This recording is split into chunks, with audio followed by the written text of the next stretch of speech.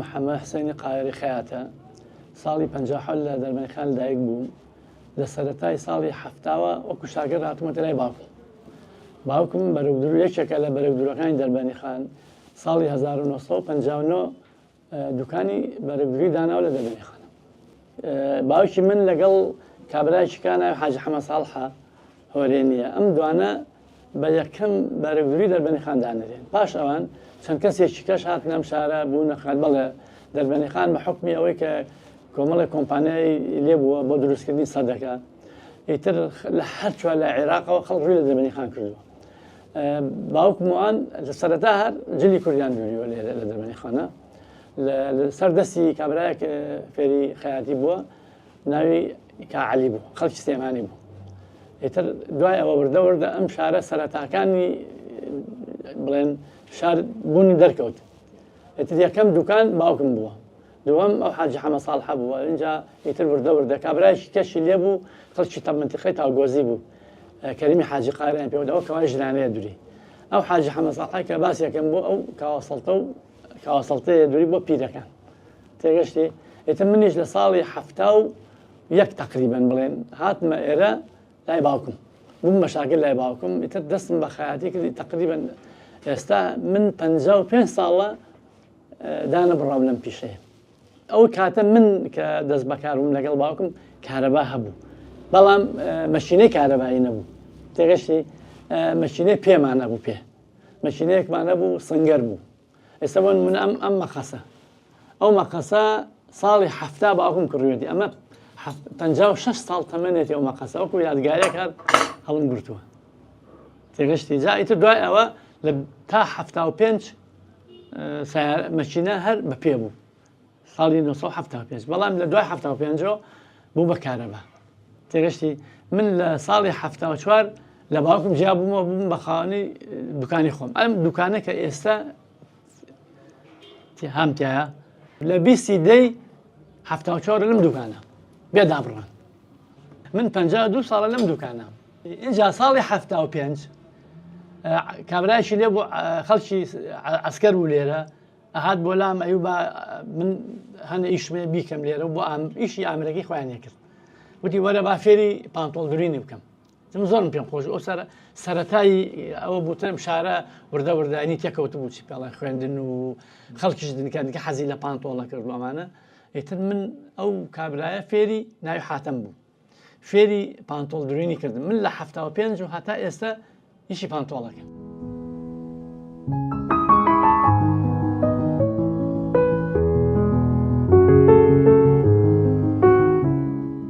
شێوازی جلی کوردی لێرە بەس ڕەنگ و چۆغا هەبوو و لەو ئەخیرەش مراخانی هات بۆ ئێرە نەمانەزانی بیدورین لێرە کەمە خەڵک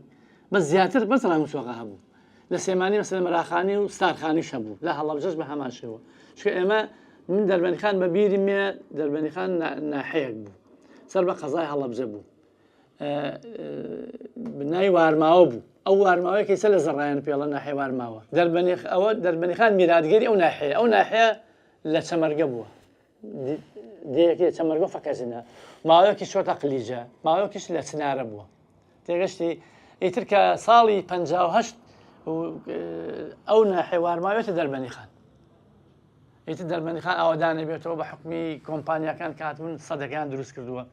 تونێلەکە و ئیتر ئیشێکی زۆر حرەکەیەکی لە حەد بەدەر لێرە بووە بازرگانی ومانە. ئیتر چەندین خەڵک هەموو خەڵکی خانەقی، خەڵکی سێمانی، هەڵەبجە، تەوێڵە بیارە با بڵێن، دهۆک، خەڵک لە حەبانەیە لە بەغا. من چەندین هاوڕێی مەسیحی مەبوو لەو دەربەنیخانە. ئێستا بەشێکیان لە ئەمریکا ژین، بەشێکیان لە ئوسترالیان، بەشێکیان لە ئەوروپا ژین. یعنی ئێستاش پەیوەندیمانەیە لە ڕێگەی سۆشیال میدیاوە تێگەشتی. هەمیشە باسی ئەو ڕۆژانەیەکن کە لێرە بوون، ینی پێکەوژانێکی زۆر باشە بوو لێرە. وردە خەڵکی دەربەنیخانی لە زانکۆ وەرگیران لە بەغا و لە سلەیمانی و ئەمانە ئیتر بە شێوەی گشتی گەنج ئیتر خۆیان بە پانتۆڵ لە پێکردن. پانتۆڵ خەڵک نایکە هەر بەعام هەرچی ئەوەی دوکانی پانتۆڵ هێدای خستۆ نەما. ئەوە نەجلی مۆدێل و شتی جوانیت ئێستا هەرزانە و نرخەرزان خەڵک ئامادە نییە پانتۆڵ دەست دروست بکە مەگەر هیچ یەک تەمەنێکی کرد بێ یا قەڵەو بەری دەست نەکەوێت لە بازاڕە دوکانەکانە دیگەشتی ئێستا بە شێوەیەکی کشتی ئەمە حسێب کە هەر دوکانەکە من شتێکی ڕەمزیە ماوەتۆ لێرە ئەم مەشینە لە ساڵی 1970 هەمە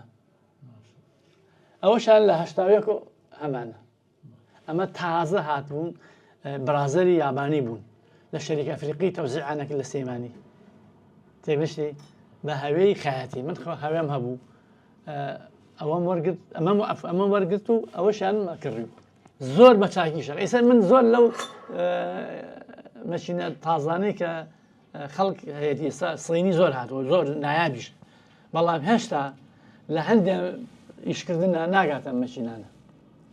ئەو تەمەنی 1970 ساڵان چەندە ئێستا بۆ ئێستا 49 ساڵ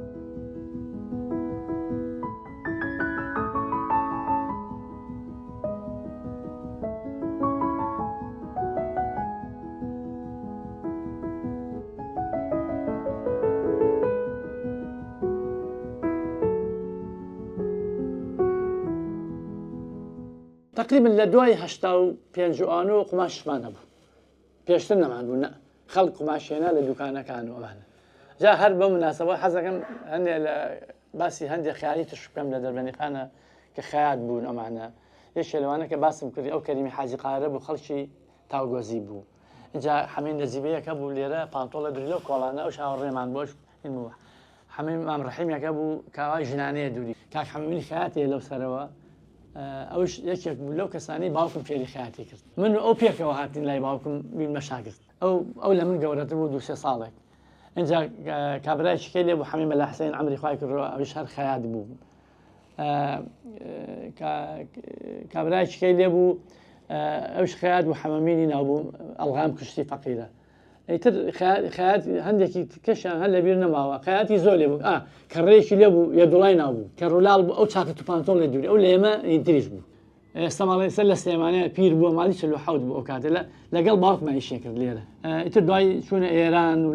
کە شۆڕش هەڵگی سایەوە 75 چوونە ئێران هاتەوە تقریبا لە 77 تقریبا ساڵێک لێرە بوو چوونە سلێمانی بە هەمویان بەخۆی و براکانی قوماشی ئەو سەردەمە بەتایبەتی قوماشێکی ڕۆمانی هەبوو قوماشێکی فەتاح پاشای عێراقیش هەبوو زۆر نایابوو ئەگەر بەراوردی بکەی بە قوماش ئێستا هەر بەراورد ناکرێ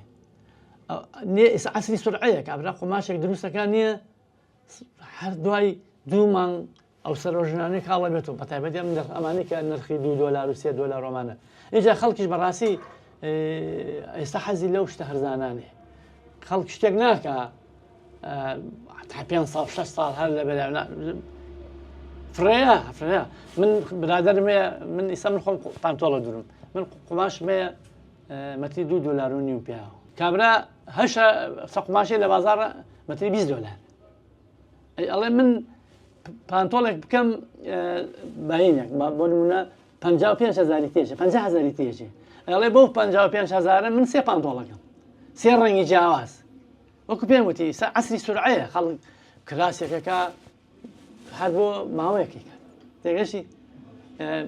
من قوماش من زۆر هاوڕێمێ ئەڵێ کاکە بۆ قوماشی باش نایانی لەم کاکە تۆ 50,000 بە پانتۆڵێکی قوماش خەڵکیکە پێی نایە من خەڵکی ئەڵێ وەڵام من بەو 50,000 3 پانتۆڵی حازریە کرد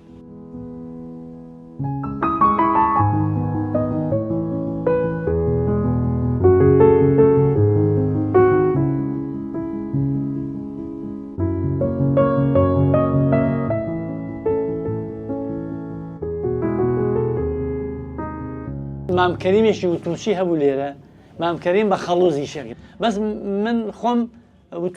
وتویمان هەبوو بخار نەبوو کە سەرەتای وتو هات بۆ دەربەنیخان و بڵێنێمە کە ئیتر کارەبا هەبوو ئیشمان بە وتووە کرد ئەوسا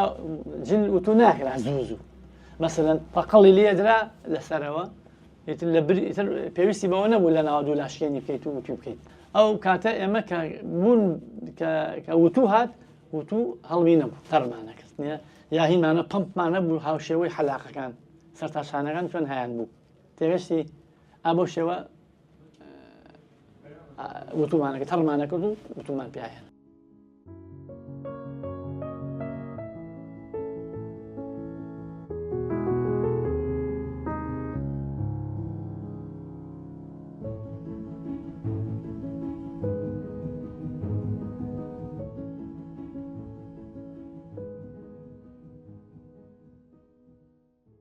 توانای ئیشم نەما تقریبا تەمەنم نزیک بۆتە لە 70 ساڵ ئیتر هەندێک ئیشەی بۆ من ناکرێت مناڵیشم تا ڕادێ مناڵەکان شکۆ پێگەیشتون تۆزێک چاوم کەس بۆ بەس لە 100 هینی ئەم فەیسبوک و ئینتەرنێت و سۆشیال میدیایە کە ڕۆژانە هیچمان بین پێ و ئیشکالاتیشمان نەبووە لەگەڵ خەڵکە تێگەشتی بۆ مەوعید و ئەمانە مەگەر کارە با بڕینێک ئیتر لە دەرەوە ئیرادەی توابێ تێگەشت ئێستاش من ئێستا ئەوەی پێم و پێ بەیانی وەرەوە بۆ پانتۆڵەکە ئەمڕۆ حازرم کرد قەت نەبووە دوای بخەم تێگەشتی مەگەر پێشاتێکە بوو بێ وەکو پێم وتی لە دەرەوە ئیرادەی تۆ بێ نتوانی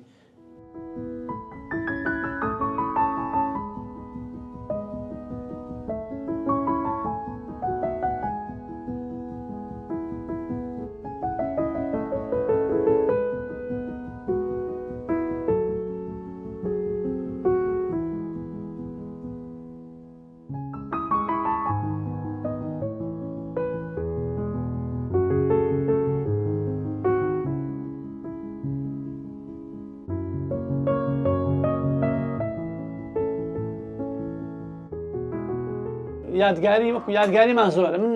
یەکێک لە بەختەوەریەکانم کە لەم دوکانە کە زۆر بەختەوەرم و شانازی پێوەکەم